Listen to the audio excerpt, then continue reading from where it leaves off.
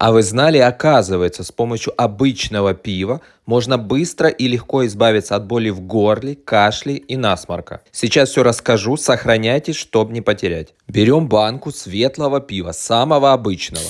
Наливаем его в кастрюлю примерно 250-300 грамм. Затем включаем плиту, чтобы подогреть его. До кипения доводить не стоит, просто подогреваем. Примерно градусов 50, чтобы была температура нашего пива. Затем отрезаем небольших таких пару кусочков имбиря. Кладем этот имбирь в наше пиво. Далее нам понадобится один важный ингредиент.